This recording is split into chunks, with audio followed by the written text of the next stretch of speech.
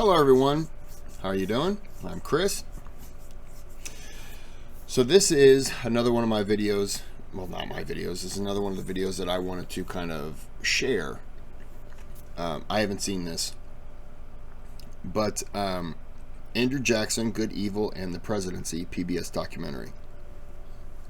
This Andrew Jackson, from his life to his presidency, is up there with one of the man lived one of the craziest lives ever, and he's a very controversial figure here. I get it. He owned slaves, did his own thing as a president. The man loved to duel. If he could kill someone, like, it just made his day. I never forget hearing that when he left office as president, they asked him, "What's the one thing you wish you could redo?" And he said, "I would have loved to have killed my vice president, John C. Calhoun." He meant it. The man meant it. It's just one of those things. You know, you don't hear like Obama leaving office and going, "Man, I really wish I would have shot Joe Biden in the face." But, you know, and if he said it, people would have been like, "Oh, that's hilarious." And you would have laughed. When Andrew Jackson said it, you were like, "Oh my gosh. I hope John C. Calhoun isn't anywhere nearby." Because if Jackson had a pistol, he would have tried to shoot him. Andrew Jackson lived a crazy life. His dad died before he was born. He had two older brothers. One of them died fighting in the Revolutionary War, and then that was the oldest. And then him and the middle brother got captured. He was like 11. Got captured fighting in the Revolutionary War. He was struck by a sword by a British captain, lieutenant, colonel, general, prime minister. I don't know the rank, but he got hit. Hated the British from then on. His mom found him and his brother. His brother got hit, came down with an illness. His mother got him home, took care of him and his brother. His brother ended up dying. She mended him back to health. And then she went on to help some relatives that had been wounded. Two accounts. One of them, she either came down sick and then was buried in a mass grave, or the story that I kind of lean to, just kind of goes along with his life, is the British found out there were a bunch of Patriot soldiers there. They stormed in and they just killed everyone, and they bayoneted him. That tends to go along with his life. He found out his mother died when her clothes were delivered to him. And apparently there were bayonet wounds in there, and I don't know. Maybe they just thought she's dead and they poked her to find out. I don't know. He became a horse rider, gambler. The man loved to duel. Became a Supreme Court Justice of Tennessee. Became a judge. And in one account, somebody was supposed to come in and he was going to sentence them. The guy was across the street in a saloon, bar, tavern, whatever you want to call it. The cops kept going over and coming back, and the guy kept beating up the cops. So then Jackson called a little recess, had them deputize him, put on some guns, went across the street, and basically asked for the guy. The guy, you know, everyone was like, "Oh, here they are. More guys are here for you to beat up." He drew his pistol and pointed at the guy and basically just said, "Make a move." And the guy quickly surrendered. And when asked why he surrendered, the guy said, "I saw death in his eyes." Yeah, because that's what Jackson did. Jackson, you know, on the negative side, he's responsible for the Trail of Tears. He did own slaves. These are things that I'm not supposed to say this.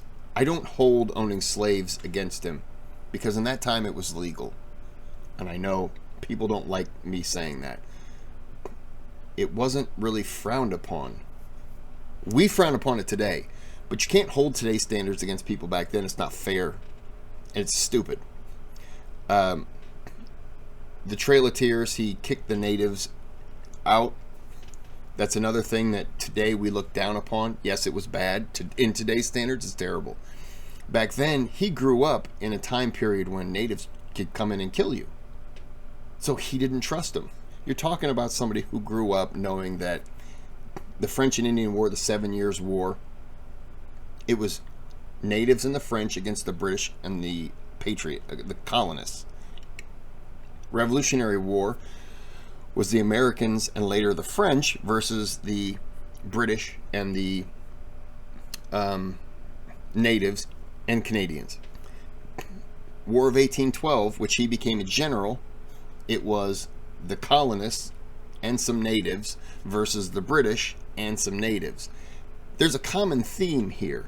It's always the natives versus the Americans, colonists, whatever. This is a guy who grew up knowing that they would come after him. He could go after them. So he had reasons behind doing that. I'm not saying it was right or wrong. I'm not agreeing with him. I'm not saying, yeah, get rid of him. I'm just saying you have to put yourself in that situation to understand it.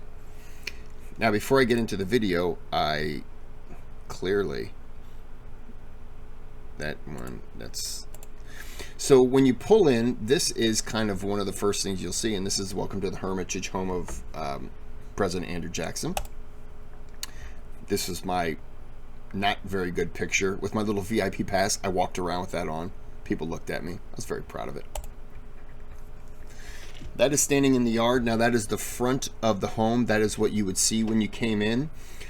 I have a picture from the side of the house. I was standing like over here, and I'll talk about that a little bit later. But I was up on this balcony. I did a VIP tour. It was like 2 hours. It was like 50 or 60 bucks. Well worth it. You can take pictures in the home. And that's kind of what you'd see if you were standing at there looking at the front gate. That's the people coming in. That's a little more closer look. Front of the house, clearly. What a blurry picture. Whoever took that picture should be ashamed of themselves. Apologize.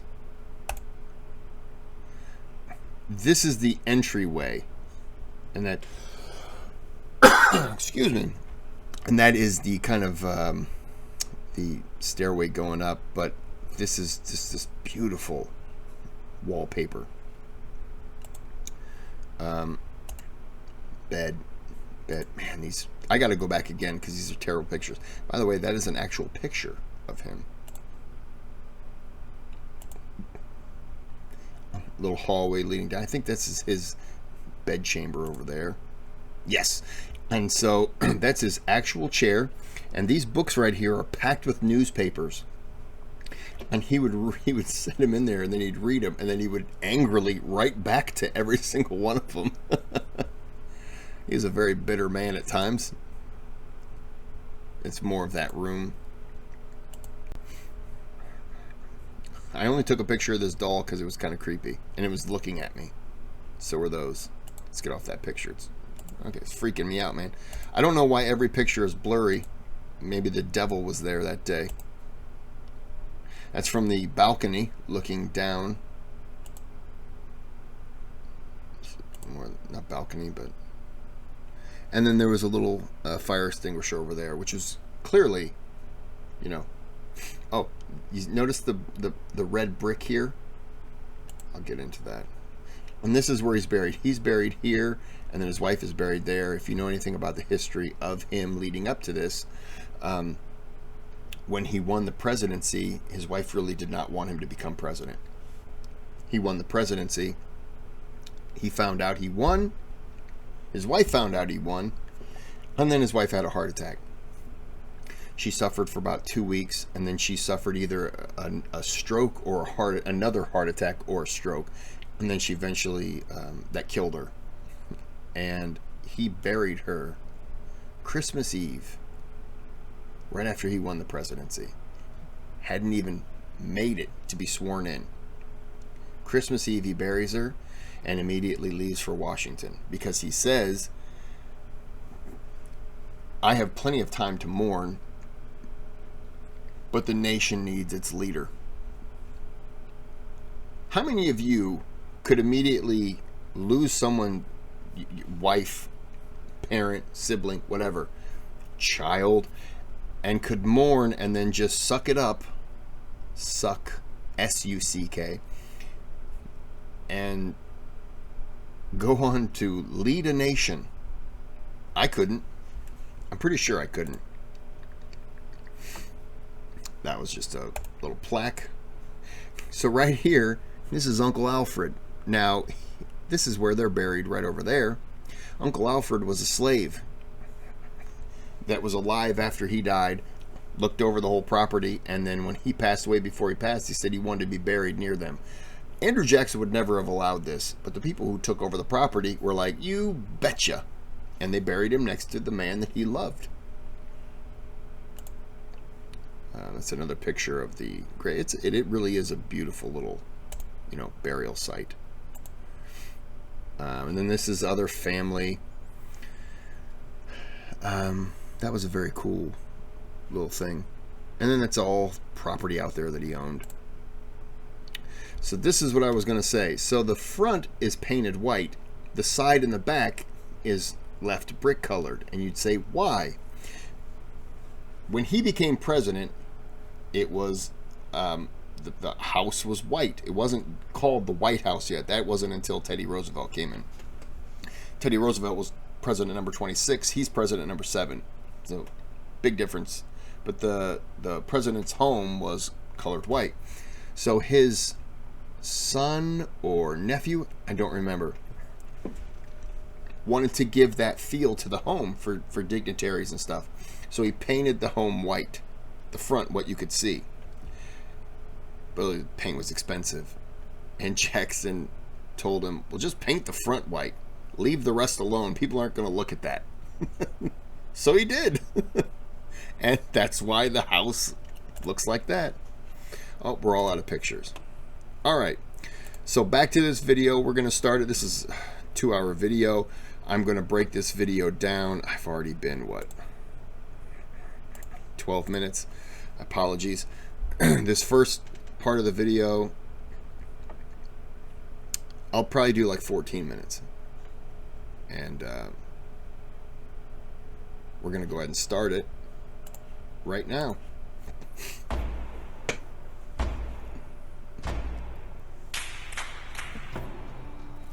He learned to fight in the Revolutionary War.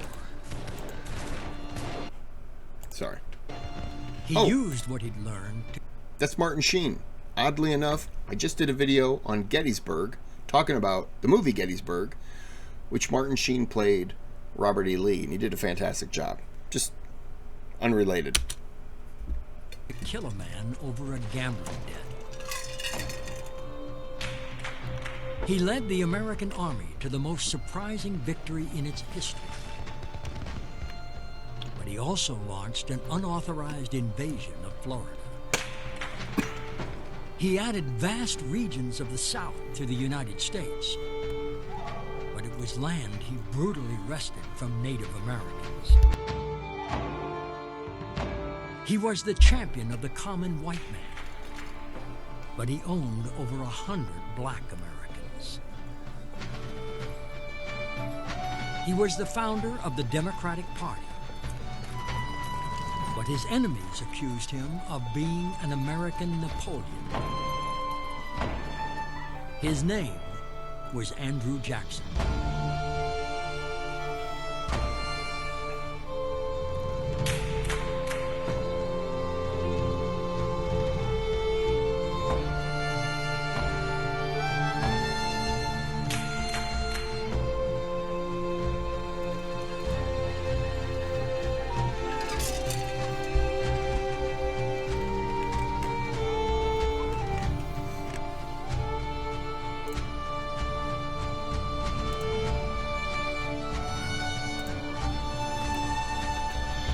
Andrew Jackson is made possible by a major grant from the National Endowment for the Humanities. I'm going to go back to his house. Demands wisdom. Sorry. I'm going to go back to... I didn't want to pause it, but I'm going to go back to his house at the end of this month. This is May. I'm going to go back there because I'm also going to go visit the Bell Witch. Unrelated. But he showed up at the Bell Witch. It's an American haunted story. It's pretty fascinating. Committed to the creative pursuit of quality education in the arts by the Corporation for Public Broadcasting and by contributions to your PBS station from viewers like you. Thank you.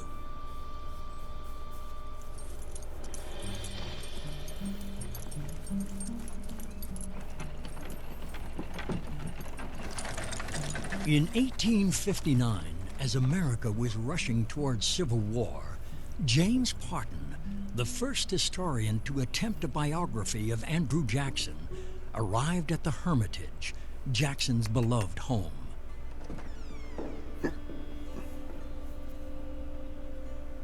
He was escorted through the mansion by Hannah Jackson, who had been Andrew Jackson's slave from the time she was 10 until Jackson died.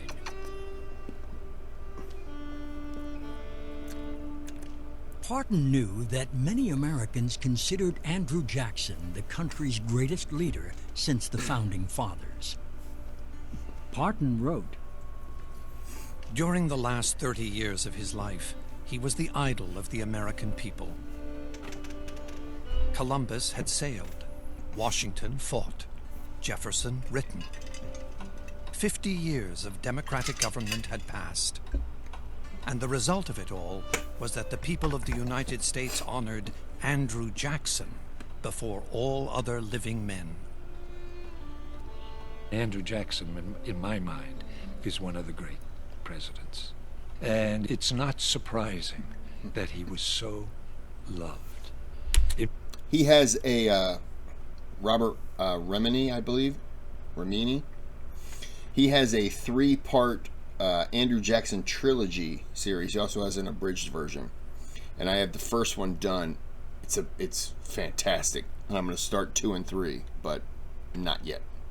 In fact, it is said that when the Civil War broke out in 1861, people wanted to vote for Andrew Jackson, hoping he would come back and save the Union. He was long dead. He was that beloved. For all of his flaws, for all of his contradictions, Andrew Jackson did more than any other American of his generation to enlarge the possibilities of American democracy. In doing that, and seeing himself as president, as the tribune of the people, he did more than anyone to change to enlarge the possibilities of the American presidency. But Jackson was also one of the most controversial presidents in American history. His policies on issues like Indian removal and slavery provoked fierce opposition, not only in his lifetime, but beyond.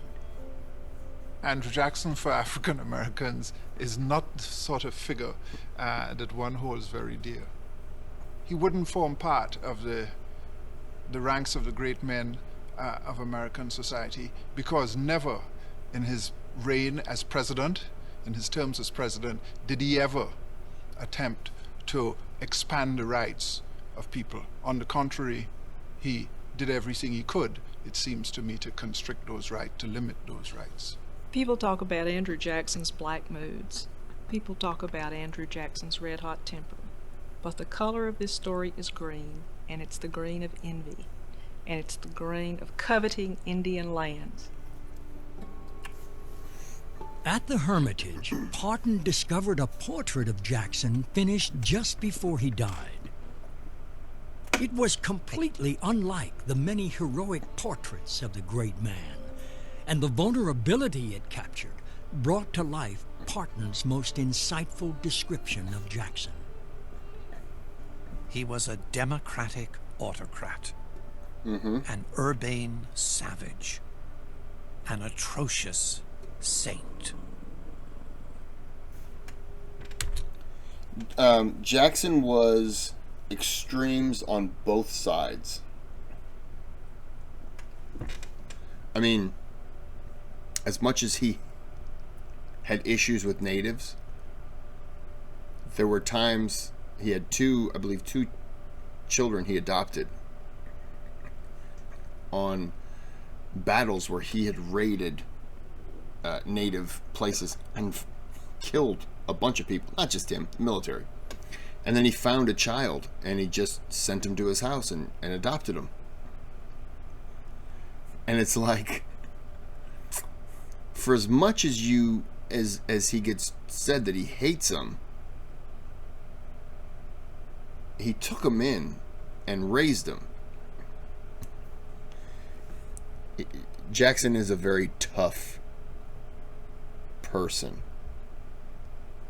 but in his time he was loved.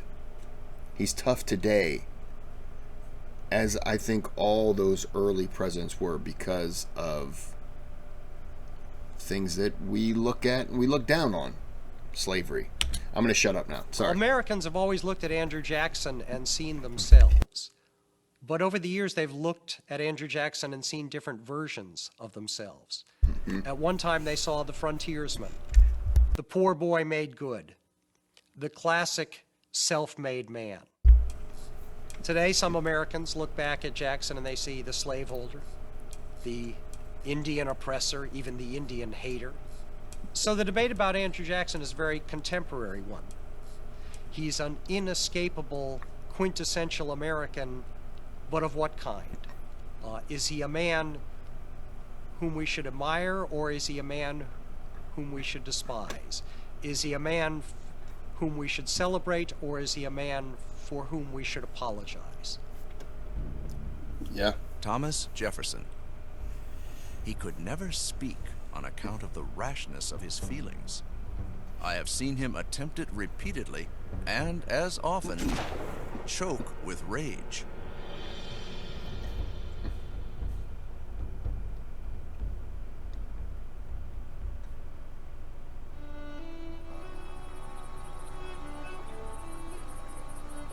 In the 1760s, Andrew Jackson's parents traded desperate poverty in Ireland for an equally hard life on the Carolina frontier.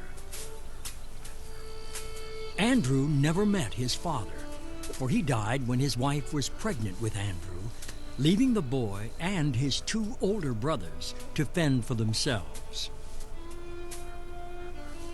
When the Revolutionary War began in 1775, the Carolina frontier became a dangerous place, with one farmer siding with the Patriots and his next-door neighbor with the British. It was a brawling, violent way to grow up. You made a living with your hands and with your spirit, your military spirit to defend yourself, and your hands to pull something out of the soil.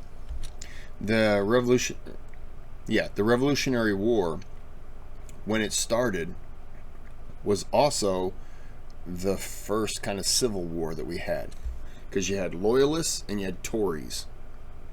Loyalists were loyal, loyalists were loyal to America, and Tories were, or am I mixing them up? Tories were loyal to British. Or did I just confuse two things? Anyways, there were patriots and there were sympathizers, British sympathizers, you know. So you had a constant wariness and a constant threat of violence. And I think that's one of the many reasons Jackson became a man who was so prone to violence. He grew up with it. He didn't know anything else. Great point. During the Revolution, the fighting in the Carolinas was the most vicious of the entire war. Yes. Both sides executed men they captured and committed atrocities against civilians. Outnumbered and desperate, the Patriots relied on young boys who knew every twist and turn in the woods to carry orders through the battle lines. One of them was Andrew Jackson. There's a famous story about young Andrew, 13 years old, being commanded by the British officer who captured him to clean his boots, and Jackson refused to take such a servile job, and the officer slashed him across the face with a sword. And Jackson put his arm up to defend himself, and he carried the scars all his life. The war inflicted other, even more horrible scars on Jackson. For one of his brothers died of heat stroke while in battle, and his mother and other brother died of disease. In the boy's eyes, it was the British who were to blame for leaving him suddenly alone in the world. For Andrew Jackson, the American Revolution was a formative psychic as well as political event. For the rest of his life, he would despise the British Empire. He would grow up feeling as if he owed the British a kind of repayment for all that the British had done to him personally and to his family. Sorry. Side note, after his mother died, she was buried in a mass grave. During his presidency, for sure, but the rest of his life, he tried to locate where that mass grave was so that he could put a marker there. And I believe he put a marker in an area that he believed is where she was buried. That marker's since been moved, but it has not yet ever been identified. It's close to where they believe, never been identified. So for the rest of his life, he never got to really have that burial for his mother or have a place to go to have kind of a stone, you know, that place where you get that final resting place. He never truly knew where that was for his mother. It's another sad thing.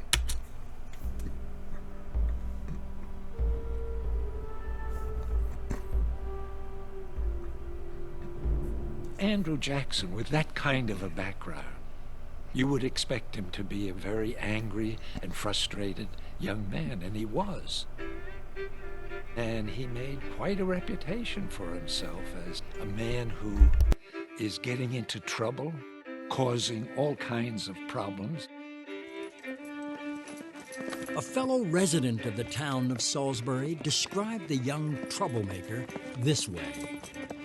Andrew Jackson was the most roaring, rollicking, horse-racing, card-playing, mischievous fellow that ever lived in Salisbury.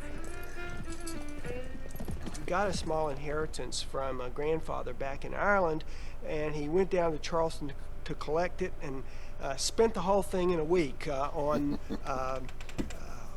horses and liquor and maybe some girls too. But it was all gone pretty fast, and he had to trudge back to the upcountry of South Carolina to somehow pull his life together again. There are a lot of 15-year-olds who would not have made it, and it wouldn't have surprised anybody if Andrew Jackson just went down the tubes and was forgotten at that point. You could apply that to today. But all the people who knew him when he was a boy and a young man said he had passion, fire, determination, audacity, and a refusal to be crushed by the kinds of things that might wipe out anybody else. After apprenticing with a lawyer, Jackson became a lawyer himself at the age of 20. And when he was offered a job as a prosecutor on the frontier, he jumped at the opportunity to join the waves of Americans heading west.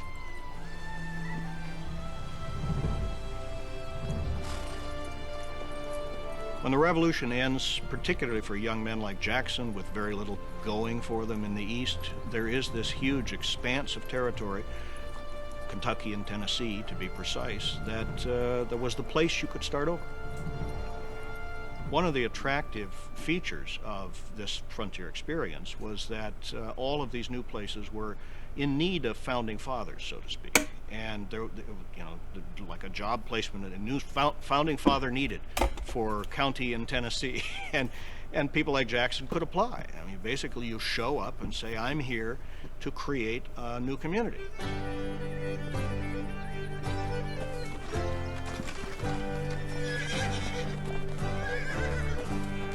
In 1788, 3 months before George Washington was elected the first president of the United States, Andrew Jackson arrived at a new settlement on the edge of the American West. Its name was Nashville, Tennessee.